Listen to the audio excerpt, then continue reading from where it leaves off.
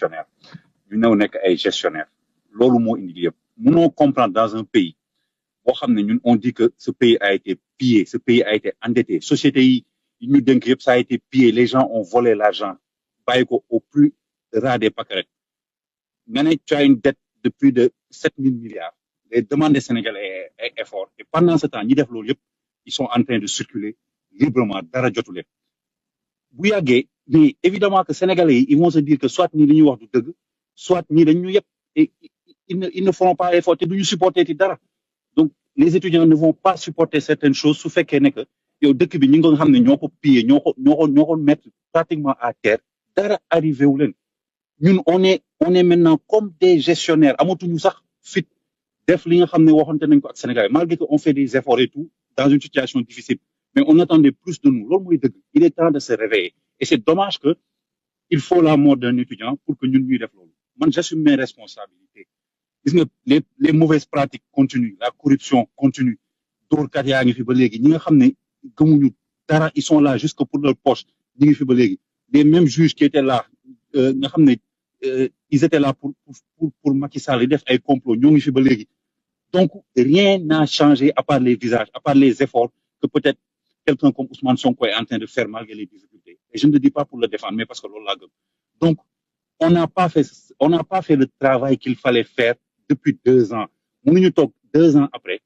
les gens ont l'impression que ñun on est comme les autres wala loolu c'est pas normal Pastef c'était pas ça l'idée on n'est pas là pour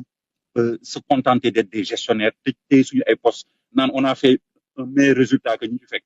on fera des meilleurs résultats parce que ñi fi fekk ils étaient médiocres donc loolu du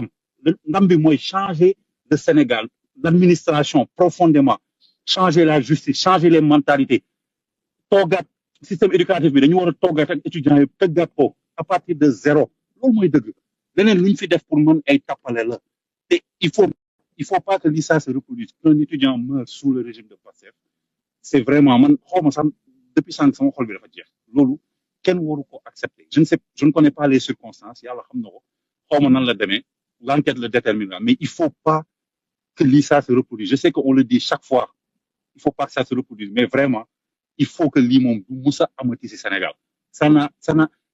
kenn mënu ko justifier en fait on peut pas le justifier donc il faut que ça s'arrête il faut qu'on soit conscient lu tax Sénégalais yi teg ñu fi Sénégalais mun na muñ lu nekk parce que mun nañ 60 ans yoo xam ne ay benn élite corrompue moo fi nekk di def lu leen nekk ci dëkk donc mun nañ muñal benn régime boo xam ne ñëw na pour le changement mais changement bi dañ leen koy won dans le concret de tous les jours dañ leen di won ne que ça commence par le plus haut de l'État la rationalisation wàññi yenn dépenses yi wàññi tappale bi wàññi yenn agences qui ne servent à rien rationaliser bu boobaa xëy na du ñu am problème pour fay kenn wala pour dara ñu toog étudiants yi wax leen dëgg wax li mu nekk ñu tegaat benn système bu bees loolu lañ war a def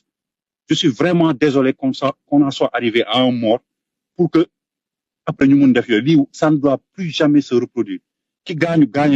malheureusement ba pare kenn mënatu ko dindi mais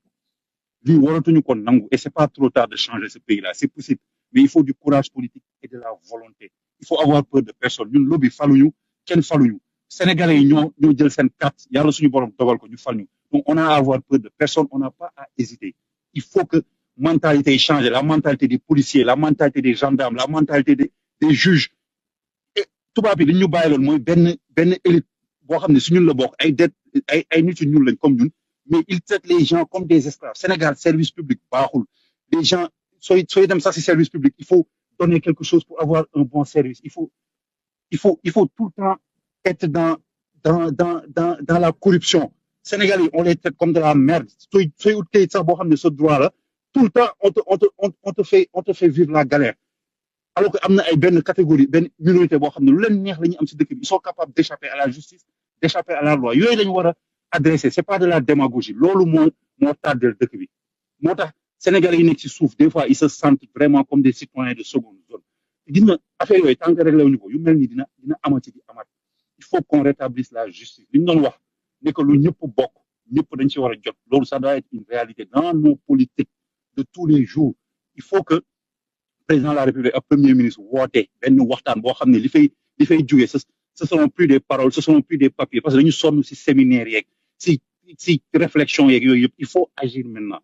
et si on échoue réew yi ko bëggoon def ci Afrique yëpp vont échouer effet bi mi ngi ñu teg choc ñëpp a ngi teg choc parce que ils veulent qu'on échoue parce que si on réussit ça va faire des émules en Afrique on n'a pas le droit d'échouer waruñu bàyyi dara duñu échouer loolu te pour faire ça il faut que ces changements là soient concrets dès demain dès le mois prochain dès la semaine prochaine il faut que ces changements là on les fasse Sénégalais yi gis ko ñi kat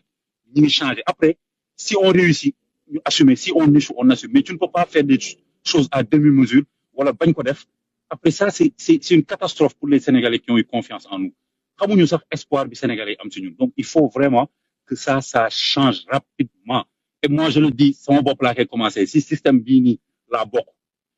on fait tous de notre mieux des fois da ngay gis ay difficultés si sa liggéey ay nit yoo bokkal parti di la bloqué ci ay affaires yoo xam ne mais c'est incroyable administration bi di la tardel alors que tu essayes de redresser les choses ça ce n'est pas normal et frustration yi da nga koy dund soo waxee ñu ne la non homme d'état nga waroo wax kilifa nga je sais pas c'est des conneries comme ça loolu moo ñu tardel ay affaire protocole ay affaire bëgg ay affaire nguuru il faut sortir de ça être des serviteurs su daree changement yi radicaux vraiment il faut le faire man appel boobu lay lancé te su ma toogoon ak premier ministre wala président de la République je dirais la même chose non personne importe peu il faut que changement bi soit une réalité c'est ça qui est global la mort de l'étudiant là c'est un malheur su dee dafa war a servir dara je suis désolé de dire ça comme ça parce que dee na ay njabootam ñàkk nañ ko je pense que c'était un futur médecin mais su fekkee sa mort doit servir à quelque chose ça doit servir à changer définitivement ñu bàyyi tappale bi ngir yàlla c'est très long on se cherche tout le temps des excuses ñu ngi soog a ñëw dëkk bi dafa métti mais il faut faire des réformes radicales à partir de maintenant il le faut sincèrement donc c'est vraiment ça fait mal ça fait très très très mal il faut que Non, merci beaucoup. il faut que Non, non, maa ngi vas-y, jégalu continue rek, souffle là. Non, non maa ngi jégalu parce que c'est pas. Mhm. su ma waxee damay xëy na damay wax lu ëpp après mais maa ngi Waaw, non, surtout loolu la sax moo tax ma ne xaaral